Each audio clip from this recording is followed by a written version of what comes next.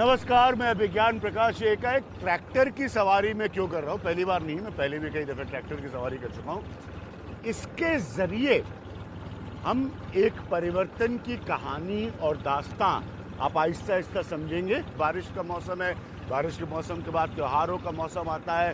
त्योहारों के मौसम की सबसे ख़ास बात क्या होती है कि मिठाइयों की तमाम दुकानें लग जाती हैं और घूम फिर कर फिर एक सवाल देश के सामने आकर खड़ा हो जाता है, वो मिलावट का, एडल्ट्रेशन का, खाने पीने की चीज़ों में मिलावट का। और ये बड़ा गंभीर सवाल है। ढूंढना इस बात को है, समझना है कि क्या इसमें बदलाव हो रहे हैं, कितने बदलाव होने की ज़रूरत है, और साथ में ये भी जानना कि ये सब कुछ तौर तरीके जो पुराने से नए हो रहे हैं, मैं हमेशा इस बात का जिक्र करता हूँ, उसमें फिर कितना आगे जाकर बेहतर साफ सफाई का स्कोप है। डेयरी फार्म पर मैं आया हूँ तो आप समझिए ये वो दूध होता है जो बच्चों को पौष्टिकता के लिए दिया जाता है, नरिशमेंट के लिए दिया जाता है, और मिलावट की कहानी यहीं से शुरू हो जाती है। ये सब किस तब्दीली से गुजर रहा है, ये हम समझेंगे और साझा करते रहेंगे और एक दूसरे को समझाते भी रहेंगे कि इससे आपका हमारा दोनों का मिलकर क्या फायदा है, क्या लाभ है।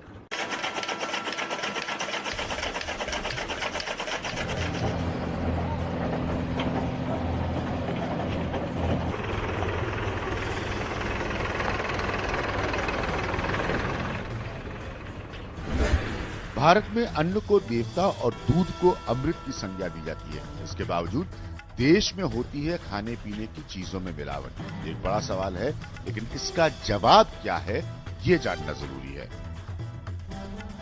इसका जवाब यह है कि भारत में खाने पीने की चीजों की मिलावट का सिलसिला खेतों से ही शुरू हो जाता है। जिस प्रकार से हम आंख बंद करके अनाप शनाप यूरिया का उपयोग करते हैं, पूरी धरती माता हमारी तबाह हो रही है। अन्न के अलावा दूध, घी, मलाई, मक्खन में भी मात्रा बढ़ाने के लिए कई तरह की मिलावट की जाती है। मिलावट वो बुरी बला है जो खान पान को तो खराब करती है, साथ ही कमाई का बड़ा हिस्सा भी खा जाती है और दे जाती है हर तरह की बीमारियां। तो जैसे मैंने कहा आपको, हमेशा किसी न किसी से हमारी मुलाकात होती है, एक विशेषज्ञ साथ में हमारे होता है। यहाँ पर दूध डायरेक्ट प्रिक्योर करके, पास्चुराइज करके, चिलिंग करके उसे बॉटल में पैक करते हैं। ठीक है। और ग्लास बॉटल से वो सीधा जो है, कल सुबह मेरा डिलीवरी बॉय आपके डोर स्टेप पे जो कंज्यूमर। मैं एक बात यहाँ पर कहना चाहता था, और ये बहुत जरूरी है कि मिलावट करने वाले ना एक तरह के अल्केमिस्ट होते हैं। ये तमाम अलग अलग तरह के तरीके ढूंढ लेते हैं, बड़े से बड़े तरीके ढूंढ लेते हैं। ये हर स्तर पर होता है, खाने पीने की बाकी चीज़ों में भी होता है। एक्सपर्ट्स बताएंगे कि इसको रोकने के फिर माध्यम क्या होते हैं और क्या ज़्यादा साफ चीज़ों की फिर कीमत ज़्यादा देनी पड़ती है। अगर खाने पीने के किसी सामान में मिलावट की जाती है तो उसमें अशुद्धता बढ़ती है और इस तरह इनका सेवन खतरनाक हो जाता है। लंबे वक्त तक अशुद्ध चीजों का सेवन स्वास्थ्य खराब करता है और कई तरह की बीमारियां पैदा कर देता है। मिलावट वाली चीज खाने पीने से सबसे बड़ा ये घाटा होता है कि जिस चीज को हम जिस मात्रा में चाहते हैं वो हमें नहीं मिल पाती। इससे उस चीज की पोषक क्षमता यानी कि न्यूट्रिशन कम हो जाता है। मिलावटी सामान खाने से लेकर लिवर तक खराब करता है। डायरिया, पेट की बीमारी, कैंसर, गठिया, हृदय रोग, फूड पॉइजनिंग, बच्चा पैदा करने की ताकत तक कम कर सकता है। इसके अलावा लगातार बीमार रहना और इलाज करवाना मानसिक तौर पर भी बीमार कर देता है। जब बच्चा उस स्टेज से बाहर आता है माँ का दूध पीने के, जी, उसके बाद तो वो आपके ही दूध पर निर्भर बिल्कुल है। बिल्कुल और बिल्कुल ठीक कहा आपने। छोटी उम्र में जो कैल्शियम के इंटेक का सबसे बड़ा रास्ता है वो यही है। बच्चा होने से लेकर के आदमी की मृत्यु तक डॉक्टर्स कभी मना नहीं करता कि आप दूध ना ले। हाँ। ठीक है, तो इसका मतलब दूध अपने आप में ही अमृत है, लाइफलाइन है। हाँ। और उसमें जहां मिलावट हो गई तो वो दूध नहीं रह गया। हाँ। तो ये इंश्योर करना कि कंज्यूमर तक हमेशा गुड क्वालिटी मिल्क पहुंचे, तो वो ही प्रोसेस, उसी प्रोसेस के लिए गवर्नमेंट ऑफ इंडिया ने बहुत सारे नॉर्म्स बनाए हुए हैं। ठीक है, और जो डेयरीज हैं जिसमें ऑर्गेनाइज्ड डेयरी सेक्टर को मैं रेफर करूंगा, जी जी। तो ऑर्गेनाइज्ड डेयरी सेक्टर्स उन सब नॉर्म्स के अंडर में रह के ही काम करती है। अभी भी इस देश में अच्छी प्रोडक्टिविटी के लिए गाय जो है वो बाहर की गायों को, यानी कि इस देश के बाहर की गायों को ज्यादा महत्ता दी जाती है, ये क्यों सर? डेयरी में जो हमारी गाय होती है, जो नॉर्मल गाय जो गांव में पाली जाती है, अगर आप देखो, जिनको उपयुक्त माहौल में ना तो उनकी ब्यान होती है और ना ही उनको उस तरीके का फीड मिलता है, ना उनको कोई वेटरनरी सर्विसेज मिलती हैं, राम भरोसे रहती हैं, जब तक दूध देती हैं तब तक दूध देती हैं, और उसके बाद आपने जो बात कही कि खेत खलिहान या किसी और जगह पर खुला छोड़ दिया जाता है, वो दूसरे का नुकसान करती है। सही बात तो सही मायने में बहुत दयनीय स्थिति हो बिल्कुल जाती है। बिल्कुल दयनीय मुझे स्थिति है, बताया आपका गया बिल्कुल कहना ठीक है। Actually national dairy research institute Karnal ने अपने यहाँ पर फुल फ्लैश जो है वेटरनरी डेवलपमेंट का एक यूनिट खोला हुआ है, जहाँ पर साइंटिस्टों ने इस पर काम किया है कि कैसे हमारी एग्जिस्टिंग ब्रीड्स को क्रॉस ब्रीड करके उसकी प्रोडक्टिविटी को बढ़ाया जाए। ठीक है। उसके दो बेनिफिट होते हैं। एक बेनिफिट ये होता है कि उसकी यील्ड बढ़ती है, दूसरी तरफ वो बेटर एनवायरनमेंट में ज़्यादा आउटपुट देने के साथ में काम करती हैं। और अगर कोई, ये आप मानेंगे कि कोई पशु ज़्यादा दूध देता है, ज़्यादा रख रखाव देता है, या इन मॉनेटरी टर्म्स बोलूँ ज़्यादा अच्छी रिटर्न देता है, तो उसको एक गरीब किसान भी पालने में कभी भी परहेज नहीं करेगा और ना ही कोई इंडस्ट्रिस्ट उसको पालने में परहेज करेगा। और आप देखेंगे इनके कान पे एक टैग लगा हुआ है। ये जो टैग सिस्टम लगा हुआ है, this is nothing but A recording system. तो ये ट्रैकिंग सिस्टम से हम हर काऊ को उसके नंबर के हिसाब से रिकॉर्डिंग करते हैं।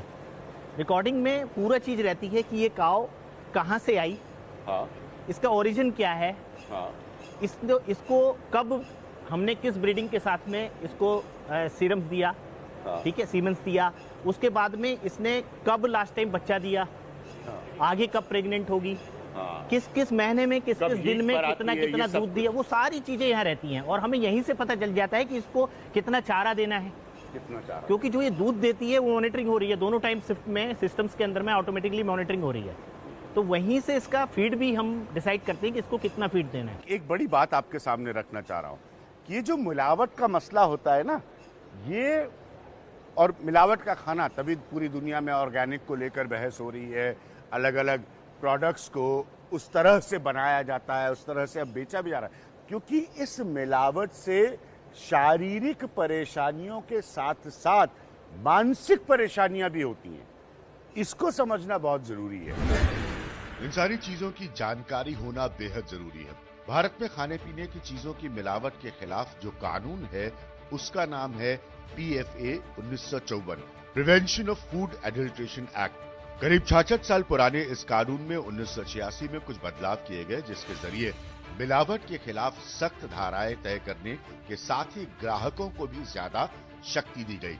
लेकिन जब इन सब का फायदा नहीं मिला तो 2006 में food security and standard act बनाया गया, जिसे 2011 में लागू किया गया। इसके तहत FSSAI ने कहा कि मिलावट करने वालों को उम्र कैद तक की सजा होनी चाहिए और साथ ही 10 लाख रुपए तक का जुर्माना भी। सुप्रीम कोर्ट ने भी सरकार से सख्त कार्रवाई करने को कहा है। इस कड़ी में उत्तर प्रदेश की सरकार ने पिछले साल ही सबसे सख्त कदम उठाने की पहल की। इसमें कहा गया कि मिलावट करने वालों के खिलाफ राष्ट्रीय सुरक्षा कानून NSA के तहत कार्रवाई की जाएगी। इससे मानव हत्या के बराबर जुर्म माना जाएगा। मिलावट करने वालों पर गैंगस्टर एक्ट भी लगेगा। एक और बात मैं आप लोगों से करना चाह रहा था कि इसमें कोई दो राय ही नहीं है कि सरकारें, ऐसा नहीं है कि मिलावट के प्रति सचेत नहीं रही है। दुनिया भर में मिलावट की समस्या है। दिक्कत यह है कि उसको रोकने के लिए जो लॉज बनते हैं, जो कानून बनते हैं, उनको तोड़ने के तरीके निकल आते हैं और उनसे बचने के तरीके निकल आते हैं। बल्कि एक किस्म से कहिए तो जो लोग ये कालाबाजारी करते हैं, मिलावट करते हैं, वो कानून को अपने हिसाब से तोड़ मरोड़ कर इस्तेमाल कर लेते हैं। कानूनों की कमी नहीं है, कमी हो जाती है इम्प्लीमेंटेशन की, जिसमें सरकार कमजोर नजर आती है और उसको लागू करने वाले कमजोर नजर आते हैं। और इसका फायदा वो लोग ले लेते हैं जिनको मिलावट से फिर न डर लगता है न खौफ होता है। आपने खाने पीने का कुछ सामान खरीदा है और आपको आशंका है कि इसमें मिलावट हो सकती है, तो आपके पास क्या रास्ता है? तो हो जाइए तैयार ये जानने के लिए कि अब सरकार ने यह प्रावधान किया है कि आप किसी भी चीज के सैंपल की जांच बिल्कुल मुफ्त करा सकते हैं। इसके अलावा ज्यादा से ज्यादा खाने पीने की चीजों को पैकेज करने की भी प्रक्रिया चल रही है ताकि उसकी गुणवत्ता पर नजर रखी जा सके और मिलावट करना और मुश्किल हो जाए। इसके लिए ऑथेंटिकेशन सर्विस प्रोवाइडर्स एसोसिएशन यानी एस्पा ने भी जोर शोर से काम शुरू कर दिया है। इसलिए खाने पीने का सामान तभी लें जब उस पर सरकारी लेबलिंग हो, जैसे कि ISI या एगमार्क, क्योंकि जानना ये बहुत जरूरी है। ये बहुत अहमियत रखता है और जान ही आपकी जान है। ये लोग जो है ये कमर्शियल प्रोडक्ट निकाल कर दे रहे हैं। जब ये कमर्शियल प्रोडक्ट निकाल कर दे रहे हैं तो आपका अधिकार है कि अगर ये प्रोडक्ट सही नहीं है, अगर इसमें कोई कमी है, तो इसको आप क्वेश्चन करें, इस पर शिकायत करें, इस पर सवाल पूछें। तो ये भी जानना बहुत जरूरी है। तो ये गेट खुलेगा और धीरे धीरे करके ये सारी गायें अपनी अपनी जगह मिल्किंग के लिए, दूध देने के लिए जाएंगी। किस तरह से गाय लगकर यहाँ पर खड़ी हो गई है और इस तरह से जो दूध निकालने की मशीन है वो उनके थनों में लगाई जा रही है। आप देख सकते हैं साफ साफ यहाँ पर। बदलते हिंदुस्तान के तरीके हैं ये। साफ सुथरा कैल्शियम युक्त पौष्टिक दूध के लिए जो आधुनिक प्रक्रिया है वो हम आपको परिवर्तन में दिखा रहे हैं। परिवर्तन में हमारे साथ बात करने के लिए खास तौर पर डॉक्टर संजीव बालियान। जिस विषय पर हम इनसे बात कर रहे हैं, कैबिनेट मिनिस्टर होने के साथ साथ ये उस विषय के विशेषज्ञ भी हैं, तो बहुत जरूरी है हमारा खास तौर पर परिवर्तन में इनसे बात करना। विषय मिलावट का है। डॉक्टर संजीव बालियान, बहुत बहुत शुक्रिया आपका। जिस मैंने कहा आप जमीन से जुड़े हैं, जब भी एडल्ट्रेशन पर बात होती है और ख़ास तौर पर बच्चों की सेहत को लेकर खाने की तमाम बातें तो होती हैं। हम देखते हैं जैसे हर दिवाली के समय, त्यौहार के समय खोए में कैसे मिलावट हो रही है। दूध से जुड़े जो प्रोडक्ट्स होते हैं, जिसे हम डेयरी प्रोडक्ट्स कहते हैं, इनमें ज़्यादा विषय उठता है मिलावट का। ऐसा क्यों? देखिए, अगर पिछली रिपोर्ट की बात करें जो शायद 2018 में FSSAI ने दी थी, तो 7 से 8% सैंपल फेल हुए थे। ये मिलावट है दूध के अंदर, इतनी मिलावट। और जैसे आपने कहा कि त्यौहार के समय पे मिलावट के चांसेस ज़्यादा रहते, बिल्कुल डिमांड बढ़ेगी तो चांसेस ज़्यादा है। देखिए, हमने शुरुआत की क्लीन मिल्क प्रोग्राम की केंद्र सरकार ने, लेकिन आज भी 50% दूध जो कलेक्शन होता है पूरे देश में वो अनऑर्गेनाइज सेक्टर, या आप कह सकते हैं दूधिया है। मात्र 50% दूध ही बड़ी कंपनी या कोऑपरेटिव के पास है। जो असंगठित क्षेत्र है हमारा, अनऑर्गेनाइज सेक्टर है, वहां पर ज्यादा सरकारी सिस्टम से दूध जो है वो ज्यादा पैदा नहीं होता है। यही ये बात है, जिस 50% जो हम ऑर्गेनाइज सेक्टर कह सकते हैं, प्राइवेट कंपनी बड़ी या कोऑपरेटिव, हमने उसमें साधन दिए क्लीन मिल्क के। लेकिन जो 50% सेक्टर बचा हुआ है, जो दूधिया आज भी यहाँ कर रहे हैं, यहाँ मिलावट के ज़्यादा चांसेज है। और अभी तक कोई ऐसा सिस्टम नहीं है देश में कि इस अडल्ट्रेशन को रोक पाए। ये छोटे मोटे आप कह सकते हैं जो जिले स्तर के अधिकारी होते हैं, उसमें कभी कभी दूधियों को रोक के सैंपल लिए जाते हैं, लेकिन वो एक कंप्लीट सेटअप नहीं है, तरीका नहीं है। तो अभी भी 50% दूध में देश में मिलावट होने के चांसेस कह सकते हैं ज़्यादा है। एक बहुत बड़ा दूध के डिस्ट्रीब्यूशन का, उसको बेचने और बांटने की ब्लैक मार्केट है। दूध के केस में भी आपको लगता है अभी तक वो सिस्टम टूट नहीं पाया है? बिल्कुल, मैं सहमत हूँ आपकी बात से। सिस्टम जब ही टूटेगा जब या तो कोऑपरेटिव सेक्टर में हम सबको लेंगे या प्राइवेट बड़े प्लेयर आएंगे, जो कुछ हैं बड़े अच्छे हैं कुछ, लेकिन इसको बढ़ाने की आवश्यकता है, एक्सपेंड करने को। दुर्भाग्य से कुछ कोऑपरेटिव सिस्टम जो देश में आया, जो अमूल से शुरुआत की कुरियन साहब ने, उत्तर प्रदेश जैसे राज्यों में पूरी तरह फेल हो चुका है। पराग उत्तर प्रदेश की जो कोऑपरेटिव है कोलैप्स हो चुकी है पूरी तरह से। और ये कई स्टेट्स में, अब अगर आप देखें, कोऑपरेटिव सिस्टम करप्शन की वजह से कोलैप्स हुआ है। और उसके कोलैप्स होने की वजह से अडल्ट्रेशन बढ़ी है और किसान को उचित दाम भी नहीं मिला। एक दूध वाला है, साइकिल पे आता है दूध देने। अब वो कहाँ से दूध ला रहा है और वो कौन सी गाय है, कैसे उसका दूध निकल रहा है या भैंस है, इन सब की अब पीछे के रास्ते में कोई क्लैरिटी नहीं है। गाय से निकलने के बाद जब आपके घर तक पहुंच रहा है, जो आप कह सकते हैं अनऑर्गेनाइज सेक्टर, जो दूधिया बोलते हैं, या आप जिस मिठाई को खा रहे हैं वो मावा बन के जा रहा है, उसकी कहीं को चेकिंग की व्यवस्था इसी अभी तक देश में नहीं है, सच मायने में। जो ठीक है, food थोड़े बहुत inspectors सैंपल वगैरह होते हैं, देखिए, उनका आप भी रोल- अच्छी तरह जानते हैं कि प्रदेश में फूड इंस्पेक्टर कितना काम करते हैं, कितनी अच्छी तरह से काम करते हैं, इसे स्वीकार करने में मुझे कोई वो नहीं है। हाँ, कॉर्पोरेट सेक्टर अच्छा है, प्राइवेट बड़े प्लेयर ठीक है, वहाँ सरकार की तरफ से भी मॉनिटरिंग होती है, उनको इक्विपमेंट भी से दिए गए हैं। अभी हमने करीब 250 करोड़ के इक्विपमेंट दिए हैं पूरे देश में कोऑपरेटिव को। उस सेक्टर को हमें धीरे धीरे इसको बेस को बड़ा करके ऑर्गेनाइज सेक्टर में सारा दूध लाना पड़ेगा। अगर हम ऑर्गेनाइज सेक्टर में नहीं ला पाएंगे तो अडल्ट्रेशन रुकना मेरे विचार से मुश्किल, नामुमकिन नहीं तो मुश्किल जरूर है। अब दूध जो किसान पैदा कर रहा है वो किसान कहाँ जाएगा, चिंता उत्तर प्रदेश सरकार को होनी चाहिए। ये चिंता प्रदेश सरकार क्या को होना उत्तर चाहिए। प्रदेश सरकार को, संजीव जी, ज्यादा चिंता इस बात की है कि गाय का विषय बने, गाय का राजनीतिक विषय बने, आस्था का विषय बने, उसके विरोध करने वालों को गौरक्षा का विषय बने? कड़वी बात है, लेकिन साफ साफ पूछना चाहूंगा, लेकिन गायों को तो हम सड़कों पर घूमते देखते हैं, पॉलिटिकल इश्यूज में तो बड़ा कन्वीनियंट हो जाता है, बाकी वैसी कोई देखरेख नहीं कि वो क्या खा रही है, किस हालत में है। देखिए, ये मेरे लिए भी भावनात्मक विषय है कि पहले गौ हत्याएं होती थी उत्तर प्रदेश में, अब वो बंद है। लेकिन सच ये है कि गौ हत्या तो बंद हुई है, वो गाय की हालत अभी तक ठीक नहीं है। तो मैं कह रहा हूं ना कि एडल्ट्रेशन और मिलावट ये सब एक दूसरे से जुड़े किस लिए हैं, क्योंकि बेहतर दूध होगा तो बेहतर किसान को उस दूध की कीमत मिलेगी और गाय को रखने में आसानी होगी, राइट? बिल्कुल ठीक बात है आपकी। देखिए, अब लेकिन किसानों के सोच में एक परिवर्तन है। आज किसान चाहता है कि मैं देसी गाय रखूं। आप कहीं जाइए, मैं अगर किसी क्षेत्र में जाऊं, कोई कहेगा मुझे साहिवाल दिलवाइए, कोई कहेगा गिर दिलवाइए, कोई कहेगा थार पार के दिलवाइए। तो किसान की सोच में और आम लोगों की सोच में परिवर्तन आ चुका। आज आप शहरों में देखेंगे तो कई लोग आपको कहेंगे देसी गाय का दूध दे दीजिए, 150 रुपए किलो लूंगा। और बिक रहा है साहब, इसी हाँ, दिल्ली बिक रहा में है। 150 रुपए मुझे भी किलो बताया गया। A2 मिल्क के नाम पे बिकता है और लोग ले रहा है देसी गाय। और वो घास खाए जो ऑर्गेनिक हो या अपना पुराना घास का हो, जो कभी हमारे दादा परदादा। कंफ्यूजन जरा क्लियर करिए, क्योंकि आजकल के नौजवान सोचते हैं कि ये ऑर्गेनिक कोई नया शब्द है, जबकि समझाने की उनको ये जरूरत है कि जो पारंपरिक था वही ऑर्गेनिक साहब है, वही बीच था में जो मिलावट आ गई। जो व्हाइट रिवॉल्यूशन से पहले 1970 से पहले हम लोग खाते थे वो ऑर्गेनिक है। 1970 से 2020 में दोबारा हम वहीं आना चाहते हैं 50 साल बाद कि नहीं, जैसे अभी प्रधानमंत्री ने कहा कि जीरो बजट। क्या है जीरो बजट? गाय के गोबर से खेती जो हम पहले करते आए वो हम खेती दोबारा शुरू करें। हो सकता है प्रोडक्शन थोड़ी कम हो, लेकिन ये पेस्टिसाइड, ये इंसेक्टिसाइड, ये फर्टिलाइजर जो नादुद उपयोग बीच हुआ, की मिलावट हटे। लेकिन फिर भी मैं कहूंगा जब तक पूरे सेक्टर को हम ऑर्गेनाइज नहीं करेंगे, हम अडल्ट्रेशन दूध के मामलों में कम से कम नहीं रोक सकते। हमें युद्ध स्तर पर काम करना होगा, सब प्रदेश सरकार को, केंद्र सरकार को मिलकर। ये अमृत है वाकई, लेकिन कीमत भी देनी पड़ेगी। आदमी तो कहता है ना, कीमत तो देनी पड़ेगी कि बच्चे को दूध पिलाना है। दूध ये भी तो नहीं हो सकता कि अगर प्योर है तो इतना कीमती हो जाए कि गरीब अपने बच्चे को दूध नहीं पिला पाए। देखिए, इस पे भी जो काम करने की आवश्यकता वो ये है कि दूध महंगा जब होगा जब गाय कम देगी। कुछ गायें उतना ही दूध, इतना ही घास खाएंगे, दूध देंगी 6 लीटर।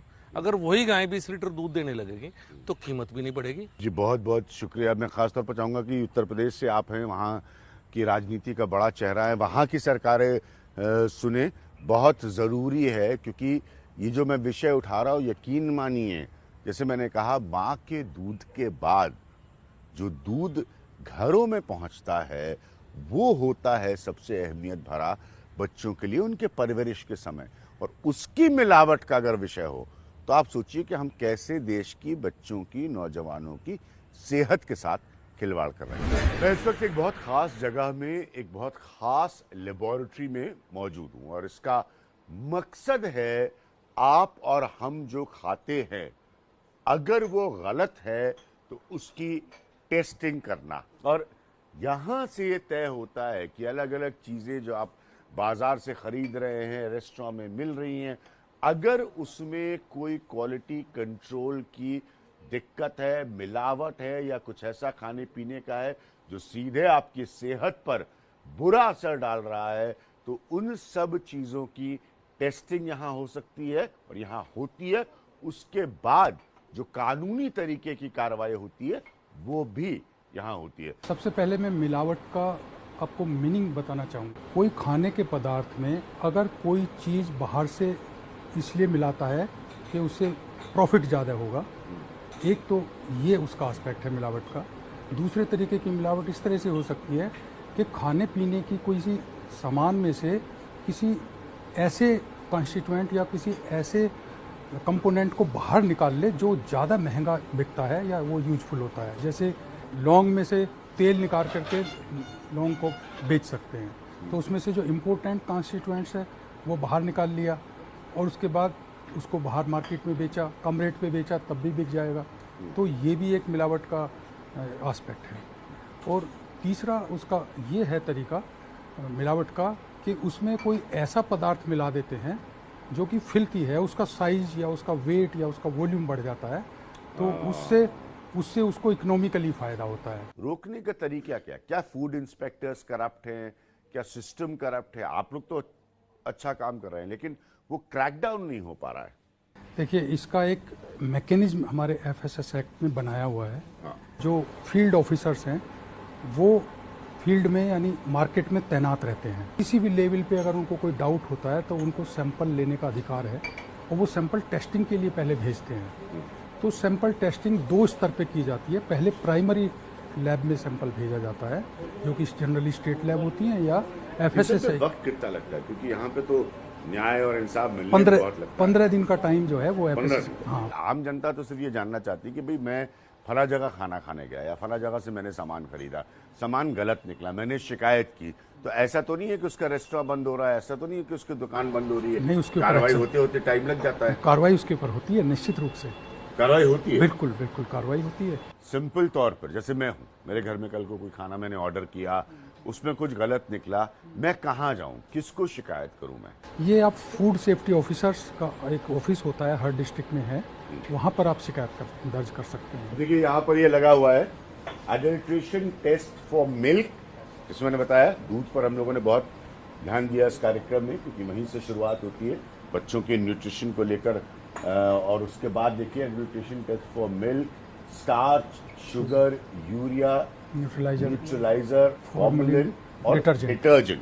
ये इन्होंने जो दिखाया, इसमें इन्होंने यूरिया को टेस्ट करने के लिए दूध में कि क्या दूध में यूरिया की मिलावट है, इन्होंने कुछ डाला तो वो एकदम से उसका येलो पीला सा रंग हो गया। तो इससे साबित हो गया कि इस दूध में मिलावट है। अब आप समझे, जब हम डेयरी गए थे और हम आपको वहां से दिखा रहे थे गायों के रख रखाव और कैसे आधुनिकीकरण से दूध पैदा होता है, ये है पॉइंट जो मैं आपके सामने रख रहा था। प्योर मिल्क में उन्होंने उसी रसायन को जोड़ा, केमिकल को जोड़ा, लेकिन कोई फर्क नहीं पड़ा, क्योंकि ये प्योर मिल्क है, ये शुद्ध दूध है और इसमें यूरिया नहीं मिली हुई है। ठीक है सर? हाँ, तो इसमें यूरिया नहीं मिली हुई है, तो इसमें कोई फर्क नहीं हुआ। तो अगर दूध को गाढ़ा करने के लिए, जैसे सर बता रहे हैं, स्टार्च का इस्तेमाल किया गया, तो जब ये रसायन उसको डालते हैं तो वो नीला यहां पर हो जाता है। ठीक है, इससे साबित हो जाता है कि इसके अंदर स्टार्च की मिलावट है। इस तरह से लैब में तमाम अलग अलग चीजों की टेस्टिंग किया। दबाव कितना आता है आपके ऊपर? कोई नेता का दबाव होगा, कोई व्यापारी नेता से कहलवाता होगा, दबाव तो आता होगा कि भाई इनका सैंपल मत पकड़ना, भाई इनका पास कर देना। ये लेबोरेटरी एक सॉफ्टवेयर है, लेबोरेटरी इंफॉर्मेशन मैनेजमेंट सिस्टम, वो उसके तहत काम करती है। उसमें किसी की कोई इंटरफेरेंस चलती नहीं है, डायरेक्टर की भी नहीं चलती है। अच्छा। जो टेस्टिंग में रिजल्ट आएगा वो वही एनालिस्ट result आएगा। वो उसमें एंट्री करेगा और क्योंकि वही इंडिया में जोड़ जुगाड़ मैनिपुलेशन बहुत होता है ना, वो इसलिए यहाँ पूछ नहीं रहा चल है। सकता है। वो यहाँ नहीं चल यहाँ सकता। इस आपके लैब में सिस्टम उससे फुल प्रूफ है। फुल प्रूफ है। वो बनाया इस तरीके से एफएसएसआई की ये रोल मॉडल लैब है। यहाँ पे जो भी रिजल्ट एक बार आएगा दैट विल बी रिलायबल। बहुत बहुत शुक्रिया सर, हम लोगों से बात करेंगे। मिलावट वाकई एक ऐसा मसला है जो धीरे धीरे एक अजीब सी महामारी बनता जा रहा है और सारे देशों में रहा है।